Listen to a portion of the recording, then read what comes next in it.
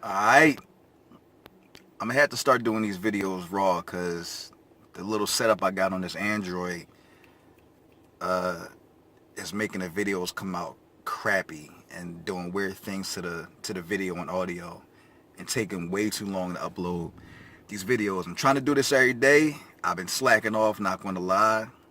Life stuff is in the way. Still not an excuse to get stuff done. Still not an excuse to be disciplined or to not be disciplined. So this video is about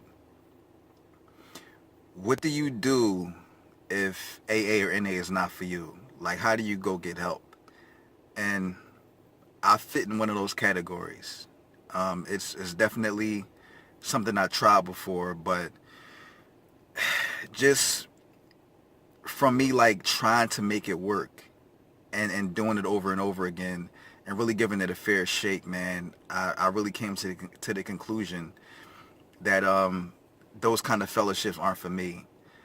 For some reason, not for some reason, I feel better either going to therapy or going to church. For some reason, leaving those kind of places, I feel spiritually lighter. Now, when I do go to meetings, being in a room where everybody is just raw and everybody is them, I do feel connected. But I have an issue with the whole philosophy of AA and NA, simply because from the jump, the idea of it, I really don't agree with. It doesn't sit well with me. The fact that I have to identify as an alcoholic or an addict, it doesn't spiritually make me feel better. You know what I mean? It does something to me with my identity that doesn't help me move past the person I used to be. For me, it doesn't benefit me to call myself somebody that I'm not anymore, or to identify somebody who I'm trying to get away from. And like I said, man, I'm not shitting on it. I know a lot of people who go through the whole process, man, do the 12 steps. They go to meetings. They're great people. You know what I mean? And like they're sober 10, 20, 30, 40, 50 years later. You know, so it does work for some people. But if you're like me and you tried it and say maybe you have an issue calling yourself an alcoholic or an addict, or say maybe you have a problem with God, you're an atheist, you're just, you believe in the Big Bang, whatever you believe in, if that part about finding a higher power, finding God, and that being the only way they tell you can stay sober, along with identifying yourself as an alcoholic or an addict, is something you don't agree with, and that's why you keep going away from those fellowships, and that's why you keep picking up your drug of choice, then I would suggest looking for either other support groups in your area for whatever the specific trauma you're going through. Try finding those groups and getting with those groups and be a part of those groups. Or if you like church, if church does it for you, I would say get into that, but know why you're there. A lot of people try to direct me to going to church when I was still struggling, telling me that I need to find God and God is the only way. And I do believe in a higher power, and not really knowing what I'm there for, it kind of turned me off of it. Or just like somebody telling me to read a Bible and not knowing what I'm reading the Bible for, or not knowing what I'm trying to get out of it, it threw me off. I would say if you go to church, try to look for the same kind of feeling you would have if you went to see a good friend. And then when you went to see that good friend, everything inside of you that was hurting you, you was able to dump that stuff on a good friend. And that good friend gave you advice, gave you a hug, gave you some words of encouragement, gave you something. And then when you left that good friend, you left feeling way lighter then you went into the conversation. Um, you left way lighter than you went into the conversation. That's the kind of feeling that I got from going to church, and that's the kind of feeling you wanna search for when you go to church. You wanna feel like everything in you is being released. When you go to church, the way to feel like that is to pray. And when you pray, or when I pray, the way I achieve that feeling is by talking to, like, you don't have to believe in God, but talking to something that's connected to me, that's outside of me, that loves me, that understands who I am, that gives me clarity that I deserve to be here, and that reminds me that I have a purpose. That's what I tell myself when I go to church, and when I meditate, and when I get inside of whatever kind of um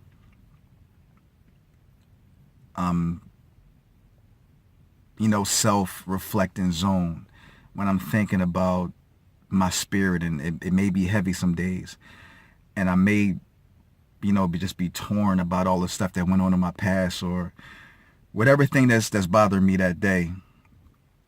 I try to connect with that thing that's all good, and that's making me feel like I am whatever I'm lacking. That's what you want to kind of connect to when you go to church, if that's your thing. Um, Therapy is good too. Some people just have to go to a place to just let stuff out, or to try to make sense of whatever is not making sense that's going on in your life, or that happened in your life. Clarity is a big component to me staying sober now, and distortion and being lost in chaos and destruction and dysfunction is a big component of why I was trapped in my addiction. So I would say try to do those things. Try to look for a support group. Try to look for a good therapist, one that listens and gives you feedback. For me, that's what I need. Going to a meeting and venting, that it didn't help. You know what I mean? And that's the reason why the fellowship didn't work for me. That's why a good therapist was better. One, when I say good, I mean one that like gives you feedback. Not somebody just listening to you talk and in 45 minutes and $60 later tell you, okay, come back next week. You know what I mean? Like, you want somebody to talk to you, to give you some kind of guidance, to tell you exactly what to do to feel better, tell you exactly what to do with those thoughts going on in your head. It could be a friend. It could be somebody who's sober, or somebody who's in some kind of fellowship that's outside of that, or it could be somebody in the rooms who gets that it's not for everybody, who may be able to help you out.